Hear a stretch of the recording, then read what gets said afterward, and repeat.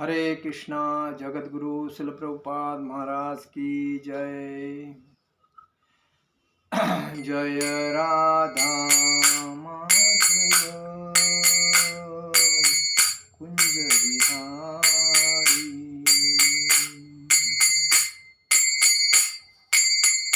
जय राधा माधव कुंज बिहारी। गोपी जन वल्लभ गिरिवरधारी।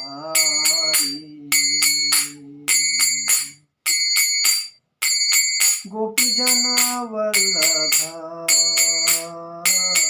गिरिवरधारी।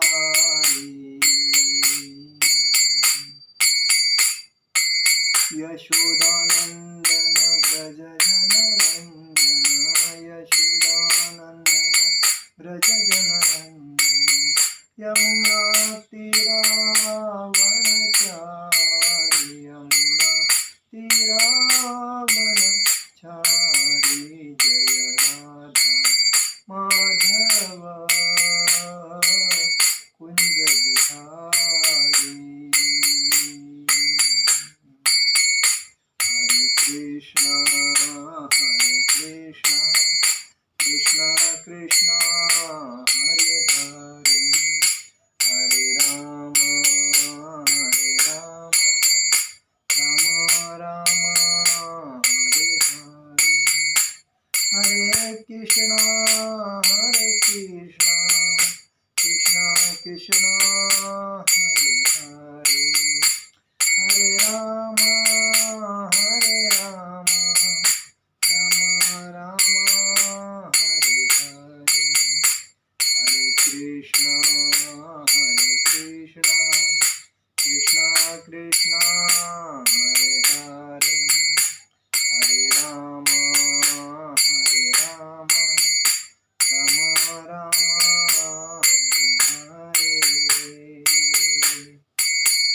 हरे कृष्णा कृष्णा कृष्णा हरे हरे। हरे राम राम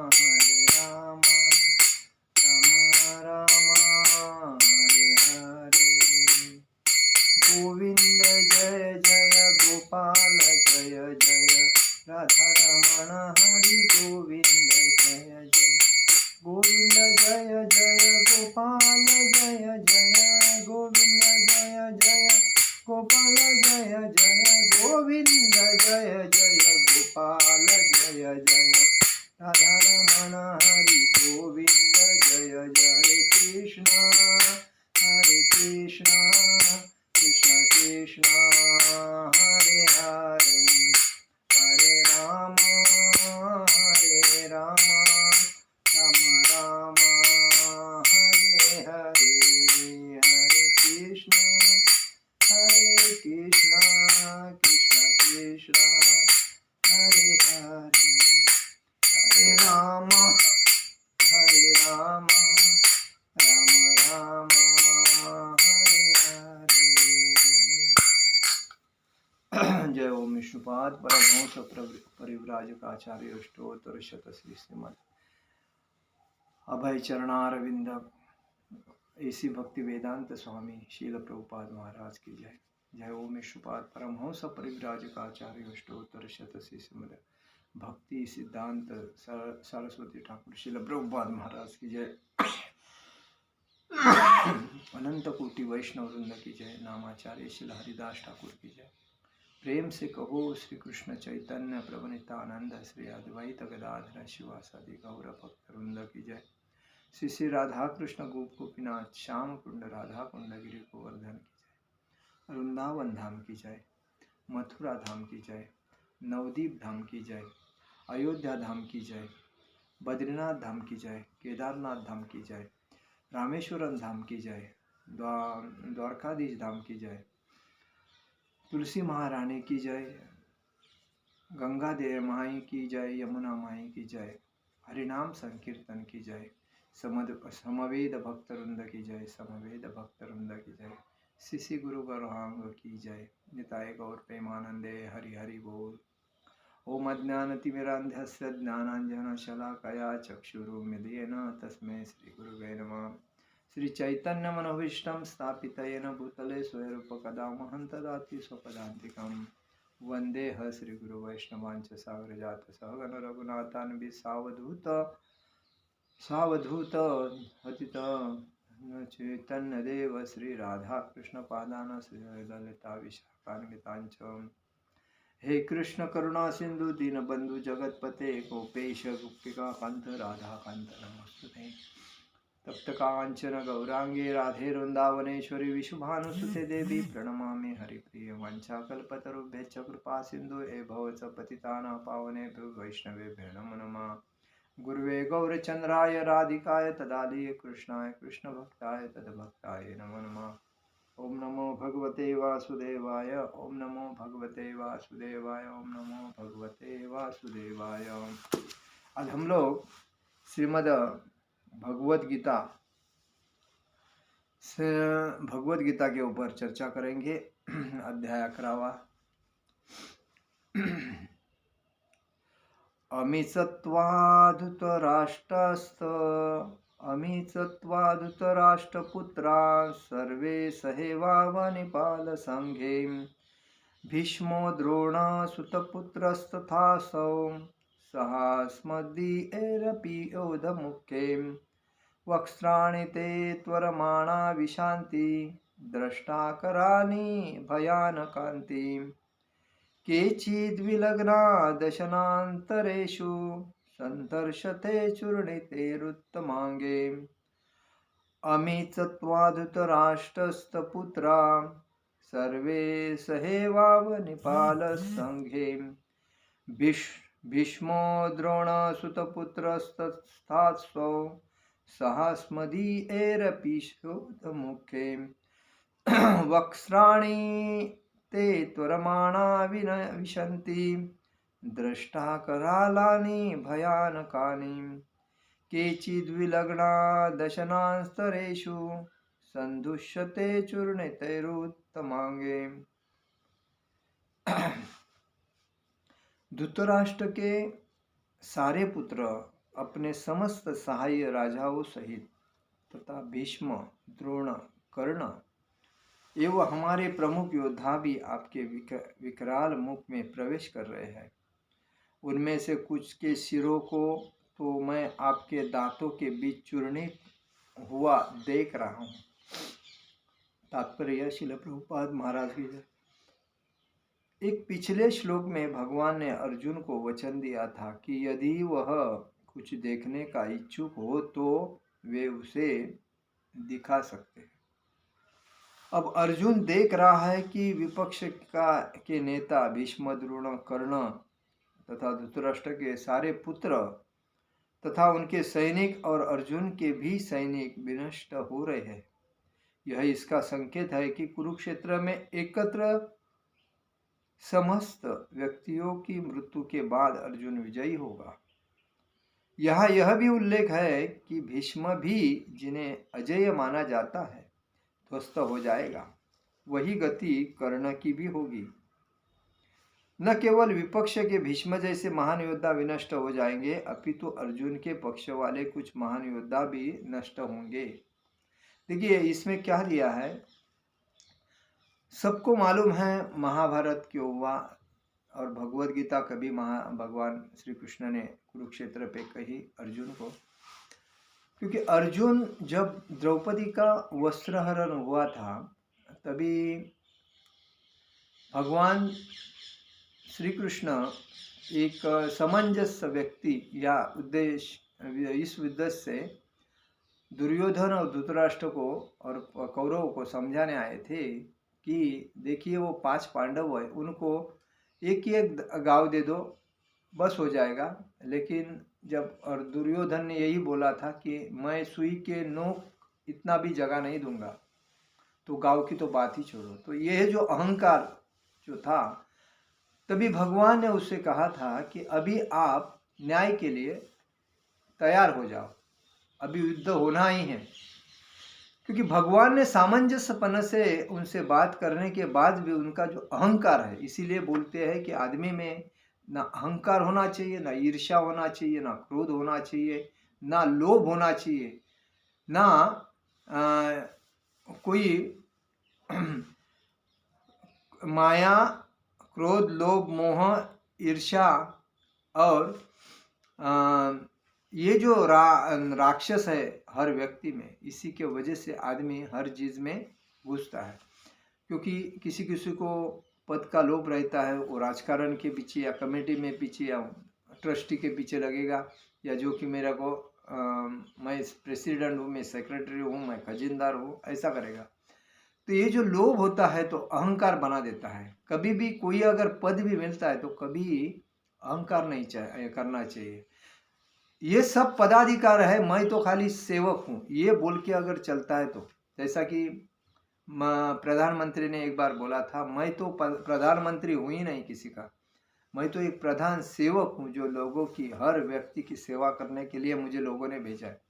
तो ये जो भाव है, ये भाव अपने में जब रहता है तभी वो आदमी आहिस्ता आहिस्ता आगे जाता है। लेकिन इधर क्या हुआ, जब भगवान 5 पांडव कौरवों से बात करने आए, 5 पांडवों के थ्रू से, तो उन्होंने जो उनको कहा वो तो उनको रहा नहीं गया। और दूसरी बात, जब द्रौपदी का वस्त्रहरण किया था तभी 5 पांडव भी देखते रह गए थे, और ये भीष्म, द्रोण, कर्ण, धृतराष्ट्र, ये भी मतलब पिता समान व्यक्ति उनको देख रहे थे कि वस्त्रहरण हो रहा है। कम से कम घर में अगर ऐसा कुछ होता है तो उसको वडील, जो पिताजी व्यक्ति होते हैं, उम्र वाले व्यक्ति, उन्होंने उसको बंद करना चाहिए। लेकिन उन्होंने देखते रह गए। और तभी जब लास्ट के मोमेंट में द्रौपदी ने ये सखा मुझे बचाना ऐसा जब हाक मारी, तभी भगवान श्री कृष्ण तुरंत उसका संरक्षण करने आए। तो कहने का मतलब, ये जो कौरवों ने जो किया तो उसी का इतिहास अभी हर घर में होता है वैसा तो। लेकिन लोग फिर भी अज्ञान के अंदर में चल रहे हैं, ज्ञानी नहीं बनते हैं। क्योंकि जब ऐसा मराठी में कहा जाता है, पुढचा टेस मागचा चाहना, जर पुढच्याला जर अनुभव आला असेल तर मागच्या व्यक्तीने शहाणं बनून तो तिथे त्या गोष्टीमध्ये लक्ष घालायचं नाही, बाजूने जायचं। तो जब ये लोगों ने मालूम पड़ा है, घर घर में प्रॉपर्टी से झगड़े होते हैं, बीबियाँ झगड़ी करती है, बच्चों के वजह से झगड़ा होते हैं, आजू बाजू के लोगों से झगड़ा होता है, तो झगड़े में डालना ही क्यों है हमें थोड़ा अलिप्त होके, लोग मुझे गाली देवे, मुझे कुछ गलत बोलने दे, उनका बोलने का जो स्वभाव है वो तो कभी जाएगा नहीं। अभी कोई बोलता है ये फलाना फला, तो वो उसका स्वभाव जाएगा नहीं जाएगा। तो इसीलिए हमें उसको नज़रअंदाज करके सीधा जाना है, उसको जो करना है वो करना है। जब कीचड़ रहता है, वो कीचड़ में अगर हम पत्थर मारते हैं तो पहला कीचड़ किधर उठता है, अपने ऊपर उठता है, जो मारता है उसके ऊपर, बराबर। तो कभी भी उसके पास जाना नहीं, अपन कीचड़ से साइड से निकल जाना चाहिए, तो तभी ये ऐसे कलह निकल जाएगी। आज देखिए समाज में ऐसे ऐसे कांड हो रहे हैं कि मतलब ये कलयुग है, और कलयुग में आदमी की बुद्धि भ्रष्ट हो जाती है, और भ्रष्ट होने के वजह से उसको बच्चों को माँ बाप नहीं समझते, दादा दादी नहीं समझते, काका मामा नहीं समझते हैं, अपने बाल बच्चे भी नहीं समझते हैं, वो स्वार्थ के पीछे लगता है। तो वही लोग आजकल स्वार्थ के पीछे पड़ा है। तो कहने का मतलब ये है, जब भगवान ने अर्जुन को बोला कि अभी युद्ध के लिए तैयार हो जाओ, और युद्ध के लिए तैयार होने की वजह से जब कुरुक्षेत्र के रणांगन में आने के बाद जब अर्जुन ने देखा कि सामने कौन है, भीष्म, द्रोण, कर्ण, और ये जो है मेरे सामने मेरे गुरुवर्य है, तो मैं उनको कैसा मार सकता हूँ। तो वो डर गया। पहला मतलब विश्वास नहीं हो रहा था, मैं इनसे कैसा युद्ध करूं। तभी भगवान ने कहा, खाली तुमको निमित्त बनना है, बाकी सबको तो मैंने पहले ही मार रखा है, खाली ये दिख रहे आपको, ये मरे हुए हैं, तुम देखो मत, तुम तुम्हारा काम करो उसका। और जब ये फिर भी उसको नहीं मतलब वो सुन रहा था, तभी भगवान ने उसको अपना असली रूप बताया, मैं कौन हूँ और आपको क्यों बता रहा हूँ। क्योंकि इस वजह से, क्योंकि आपके ऊपर जो इन्होंने अन्याय किया है, जब कोई आदमी अन्याय करता है तो अन्याय करने के बाद वो आदमी इंसान के लायक नहीं रहता है। जब इंसान कभी होता है जब आदमी समंजस मना से उसको समझा के जब वो मानता है।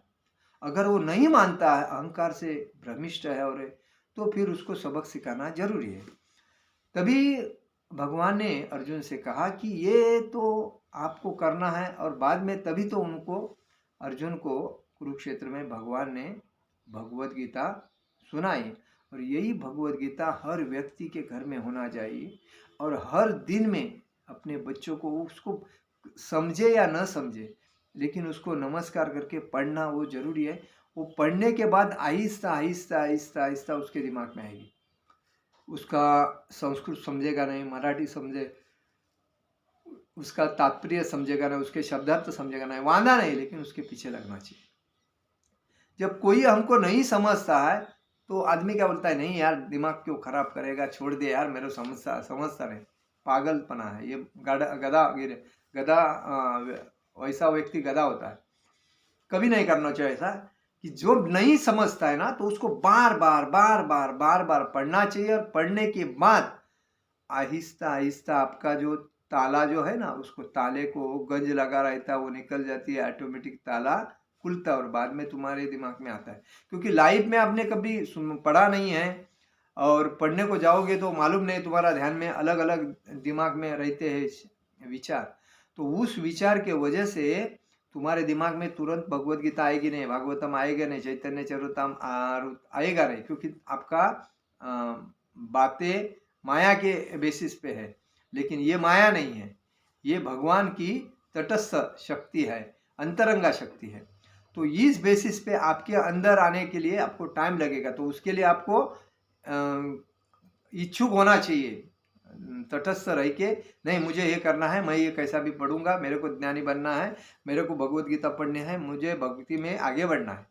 ये जब आपके दिमाग में आएगा तभी आपको भगवत गीता समझेगी और उसके ऊपर आप ध्यान रहेंगे। मैंने तो कितना बार पढ़ा होगा भगवत गीता, मेरे दिमाग में ही नहीं आता था। मैं कितने बार पढ़ा होएगा, पूरा होने के बाद वापस चालू करता था, पूरा होने के बाद वापस चालू करता था, पूरा होने के बाद वापस चालू करता करता करता करता समझता। लेकिन भगवान जो अंदर बैठे हैं वो मानते हैं ये भक्त बार बार मुझे पढ़ रहा है, बार बार मुझे मेरे पास कुछ भक्ति करके बोल रहा है, तो इसका मतलब मुझे इसको सही रास्ता बताना चाहिए। तो भगवान बराबर अपने भक्तों को सही रास्ता बताते हैं और अपने योग्य मार्ग से लेके जाते हैं, कहाँ, भागवत धाम। तो उसको कोई ज़रूरत नहीं। तो यही बोलते हैं, जब उनको भगवान ने कुरुक्षेत्र में अर्जुन को अपना असली रूप बताया, अवार्ड हुई, तो अर्जुन तो आश्चर्यचकित हो गया। मैं तो इसको मित्र मानता था, गलत बोलता था, और ये तो मेरा भगवान है, लेकिन अभी क्या करूँ, मैंने कितना गलत बोला है इसको। तो ऐसा मतलब अर्जुन को भास होने लगा। लेकिन भगवान ने कहा उसको, ऐसा कुछ नहीं, तुम तो मेरा खास भक्त हो, मित्र हो, सखा हो, तो इसी वजह से कुछ प्रॉब्लम नहीं, बिंदास। और उसके बाद उनको बताया, तभी बाकी सबको भगवान का ये जो असली रूप है वो चतुर्भुज रूप दिख नहीं रहा था। इतने सैनिक थे, किसको नहीं दिख रहा था। खाली वो जो शक्ति थी, आग की शक्ति, अर्जुन को ही भगवान ने दी थी, और वो शक्ति देने के वजह से भगवान का रूप असली अर्जुन को ही दिखा। उसके बाद में जब अर्जुन ने देखा तो ये सब जो कर्ण, भीष्म, द्रोण और सैनिक कौरव की भगवान के मुंह में जा रही है, मुंह में जा रही है। तो भगवान ले रहे अंदर अंदर। तो इसका मतलब वो आश्चर्य रहेगा देख के, अरे ये सब हमारे भी सैनिक उसमें जा रहे हैं। इसका तो भगवान ने क्या कहा कि खाली तुमको निमित्त बनना है, क्योंकि बाकी सब मैं कर रहा हूँ। और देखिए इतने कौरव थे, इतने पांडव थे, इनका जो खाना बनाने का काम कौन कर रहा था? तो भगवान ही तो कर रहे थे, क्योंकि भगवान ने ये जो कभी भगवान देखिए अपने भक्त के इतने दयालु है। भक्त के ऊपर अगर कोई भी अन्याय करता है, कोई भी कुछ अगर भक्त को तकलीफ देता है, तो वो खाली उनको रहा नहीं जाता है, इतने दयालु है। तो भक्त के बचाने के लिए, भक्त को संभालने के लिए, भक्तों को संभाल के आगे लेके जाने के लिए उन्होंने ये किया। और इसीलिए कहा जाता है कि शिव जी, ब्रह्मा जी और विष्णु जी में भगवान विष्णु मतलब श्री कृष्ण भक्ति सर्वश्रेष्ठ है।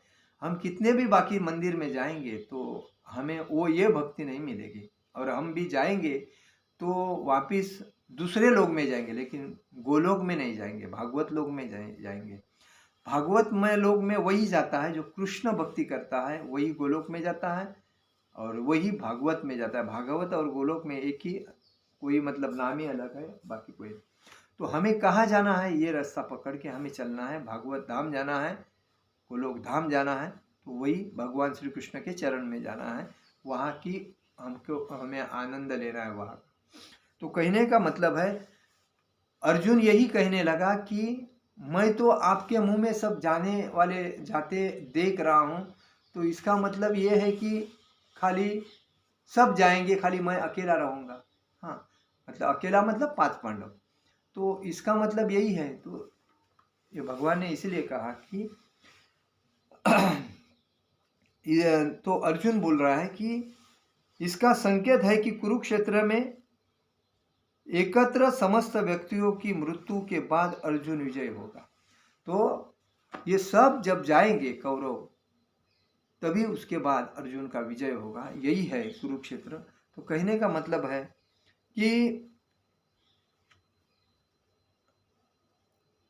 इसलिए अर्जुन को भगवान ने बोला था कि तुम विजय होगे, चिंता मत करो, खाली मैं जो बोल रहा हूँ वो खाली करो, निमित्त मात्र बनो और तुम आपका काम करो। यथा नदीना बहवो भुवेगा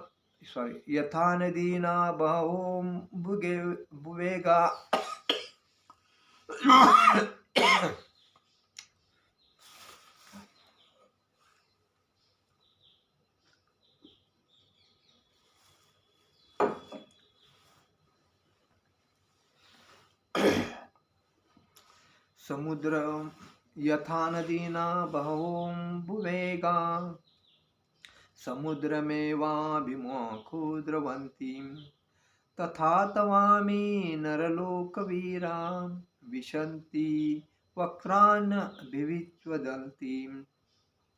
जिस प्रकार नदियों की अनेक तरंगे समुद्र में प्रवेश करती है, उसी प्रकार यह समस्त महान योद्धा भी आपके प्रज्वलित मुखों में प्रवेश कर रहे हैं। कहने का मतलब जैसे छोटी छोटी नदी या समुद्र में जाती है, वैसे ही ये जो योद्धा है, महान योद्धा, ये आपके मुख में प्रवेश कर रहे हैं। यथा प्रदीप्त ज्वलन पदंगा व्यशन्ति नाशाय समृद्ध वेगा तथैव नाशाय विशन्ति लोकां स्तवापि वक्त्राणि समुद्ध वेगां। मैं समस्त लोगों को पूर्ण वेग से आपके मुंह में उसी प्रकार प्रविष्ट होते देख रहा हूँ, जिस प्रकार पतंगे अपने विनाश के लिए प्रज्वलित अग्नि में कूद पड़ते। पतंगे म्हणजे जी फुलपाखर असता, फुलपाखर रहते हैं, वो जैसे फ्लाई होती है, उड़ती है और उड़ने के बाद आग में जाके गिरती है, वैसे ही आपके मुंह में जा रहे। लेलिह शीघ्र समान समन्ता लोकांस्पनाग्राव दने ज्वलन्ति तेजोभिरापूर्य जगत् समग्र भासस्त ओग्रा प्रजवन्ति विष्णु। हे विष्णु, मैं देखता हूँ कि आप अपने प्रज्वलित मुखों से सभी दिशाओं के लोगों को निगले जा रहे हैं। आप सारे ब्रह्मांडों को अपने तेज से अपूरित करके अपने विकाराल झुलसाती किरणों सहित प्रकट हो रहे हैं। मतलब क्या बोल रहे हैं, ब्रह्मांड चारों दिशा से जो लोग हैं उनको आप मुंह के अंदर, जैसे भगवान ने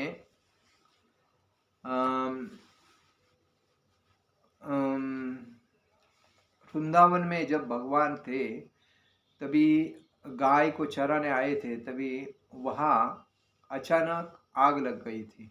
पत्थर को पत्थर घिसने के बाद आग लगने के बाद पूरा एक सूखा हुआ जो जंगल था वो आग में भस्म हो जा रहा था।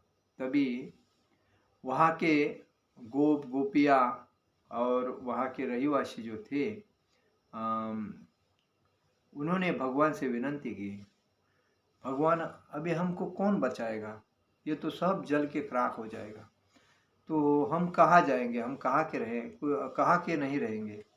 तभी भगवान ने क्या किया, भगवान श्री कृष्ण वो जो पूरी आग थी वो आग तुरंत अपने मुंह में ले लिया और पूर्ण जैसा के वैसा बना दिया, मतलब जैसा पहला था वैसा ही बना दिया। तो पूर्ण अग्नि उन्होंने पी लिया था, जैसा पानी पीते हैं वैसा। तो वही बात है कि अर्जुन बोल रहा है कि आप पूरे लोगों को निगल रहे हैं, खा रहे हैं, अंदर ले रहे हैं। आखाई में को भवानुग्र रूपो नमोस्तुते देववर प्रसीद विज्ञातुमिच्छामि भवन्तमाद्य नहीं प्रजानामि तव प्रवृत्तिम। हे देवेश, कृपा करके मुझे बतलाइए कि इतने उग्र रूप में आप कौन हैं। मैं आपको नमस्कार करता हूँ, कृपा करके मुझ पर प्रसन्न हो। आप आदि भगवान हैं, मैं आपको जानना चाहता हूँ क्योंकि मैं नहीं जान पा रहा हूँ कि आपका प्रयोजन क्या है। मतलब भगवान ने जब अर्जुन को रूप बताया था तभी वो उनको पहचान नहीं सका कि ये कौन है, और इसीलिए उनसे विनती कर रहे हैं, आप कौन है मुझे बताइए क्योंकि मैं पहचान नहीं पा रहा हूँ। यही बात है। श्री भगवान वाच, भगवान क्या बोलते हैं उसको, कालोस्मि लोक क्षय कृप्रवृद्धो लोकांस्पनाहूं हतुमि प्रवृत्तम ऋते पित्वा न भविष्यन्ति सर्वे एव स्थिता प्रत्यनिकेषु योद्धा। भगवान ने कहा, समस्त जगतों को विनष्ट करने वाला काल मैं हूँ और मैं यहाँ समस्त लोगों का विनाश करने के लिए आया हूँ। तुम्हारे पांडवों की सेवा, दोनों पक्षों के सारे योद्धा मारे जाएंगे। भगवान ने उनको कहा कि मैं कौन हूँ, मैं एक काल हूँ और मैं क्यों आया हूँ, तो इस सारे जो योद्धा है उनको नष्ट करने, विनाश करने के लिए आया हूँ। खाली किस लिए आया हूँ, तो पांडव की सेवा करने के लिए, और उसमें खाली 5 पांडव ही रहेंगे, बाकी कोई नहीं रहेगा। तात्पर्य में भगवान श्रील प्रभुपाद जी लिखते हैं, यद्यपि अर्जुन जानता था कि कृष्ण उसके मित्र तथा भगवान है, तो भी वह कृष्ण के विविध रूपों को देखकर चकित था। इसलिए उसने इस विनाशकारी शक्ति के उद्देश्य के बारे में पूछताछ की। वेदों में लिखा है कि परम सत्य हर वस्तु को, यहाँ तक कि ब्राह्मणों को भी नष्ट कर देती है। परम सत्य मतलब ये सत्य है, इसलिए कभी भी व्यक्ति ने कोई भी चीज़ है सत्य है तो सत्य को पकड़ के चलना चाहिए। भले लोग विरोध करें, गलत बोले, चलेगा, लेकिन सत्य सत्य होता है। और जब झूठ बोला जाता है तो एक झूठ बोलने के लिए, उस झूठ को छुपाने के लिए 1000 झूठ करना पड़ता है। तो झूठ वाला आदमी चोर होता है, लफंगा होता है, आलसी होता है, गद्दार होता है, चिट्टर होता है, हर जगह पे जाएगा चोरी करे। लेकिन ईमानदार आदमी कहाँ भी जाएगा वो डायमंड के जैसा चमकते रहेगा, क्योंकि जब ईमानदार है, वफादार है, एकनिष्ठ है, पारदर्शक है, वो आदमी कहाँ भी जाएगा तो ईमानदारी से ही चलेगा, भले उसके ऊपर कितने भी लोग जलेंगे। क्योंकि चमचों को और चोरों को ईमानदार आदमी कभी भी नहीं चाहिए, क्योंकि चमचों को चमचेगिरी करके चोरी करने को मिलता है और लुटेरों को, चोरों को गद्दारी करके चोरी करने को मिलता है, और ईमानदार रहेगा तो ये कुछ मिलेगा नहीं। इसीलिए वो हर जगह पे देखो चोरी, ईमानदार जो रहता है उसके ऊपर अन्याय होता है, और चोर रहेगा उसको सपोर्ट करने वाले चारों तरफ से रहते हैं। तो इसीलिए हमें किसका सपोर्ट देना है? सत्य का। और सत्य का जो सत्य को सपोर्ट जो देता है उसके साथ भगवान तो हमेशा रहते हैं, और उसके ऊपर उसके बाल को भी कुछ तकलीफ नहीं होने देते हैं। यही बात है। यस्त ब्रह्म च नक्षत्र चवे विवे भवत ओदणम मृत्युयमुपसेचन कस्था वेद यत्र सहाम। अंततः सारे ब्राह्मण, क्षत्रिय तथा अन्य सभी परमेश्वर द्वारा काल कवलित होते हैं। परमेश्वर का यह रूप सबका भक्षण करने वाला है, और यहाँ पर कृष्ण अपने को सर्वभक्षी काल के रूप में प्रस्तुत करते हैं। केवल कुछ पांडवों के अतिरिक्त युद्ध भूमि में आए सभी लोग उनके द्वारा भक्षित होंगे। तो भगवान क्या है, हम बोलते हैं ना काल, मनून बोलता, इसलिए बोलते हैं कि नियति किसको छोड़ती नहीं। आदमी कितना भी चोरी करे, कितनी संपत्ति करे, जमा करे, और कितना भी अमीर बने, लेकिन नियति के सामने किसी को नियति छोड़ती नहीं। और इसीलिए भगवान क्या बन के आए? काल बन के आए। और काल बन के उन्होंने कहा कि बाकी कोई नहीं बचने वाला है, खाली 5 पांडव ही बचेगा, क्योंकि वही मेरे भक्त है। सबको भक्षित करे। अर्जुन लड़ने के पक्ष में न था, वह युद्ध न करना श्रेयस्कर समझता था, क्योंकि तब किसी प्रकार की निराशा न होती। किंतु भगवान का उत्तर है कि यदि वह नहीं लड़ता तो भी सारे लोग मारे जाएंगे। मृत्यु रोकी नहीं जा सकती, चाहे वह लड़े या नहीं। वस्तुतः वे पहले से ही मृत है। काल विनाश है, और परमेश्वर की इच्छा अनुसार सारे संसार को विनष्ट होना है। यह प्रकृति का नियम। प्रकृति का नियम क्या है? सबको मरना है, कोई बचने वाला है ही नहीं। और काल विनाश है, वो परमेश्वर की इच्छा अनुसार ही सारे संसार का विनाश करता है। कहने का मतलब यह है कि अर्जुन युद्ध करना नहीं चाहता था, तभी भगवान ने उसको बताया कि तुमको युद्ध करना है, क्योंकि ये तुम्हारे सामने सब मरे पड़े हैं, खाली तुमको निमित्त बनना है। यही भगवान बोलते हैं। भगवान का उत्तर यही था कि सारे लोग उनके ग्रास बने हैं। ग्रास मतलब खेती का ग्रास, खाने भोज। तो सब मरे हैं, खाली आपको निमित्त बन के चलना है। तो यही बात है कि हमें भी इसका अनुभव लेना चाहिए कि हम घर में या कोई आजू बाजू के चक्कर में नहीं पड़े। आजकल लोग छोटी छोटी बातों को बड़ी बड़ी करके उसमें झगड़ा तैयार करते हैं, और अपने को कैसा भी एक दूसरे का नीचा ऊंचा दिखाने के चक्कर में असलियत भूल जाते हैं, और बाद में उसमें दोनों का भी नुकसान होता है। तो कभी भी ज्ञानी व्यक्ति जो रहता है वो कभी झगड़ा नहीं करता, वो अपने पेन से काम करता है, ना बातों से करता है, लिख कर काम करता है, और सबको न्याय योग्य मार्ग बताता है।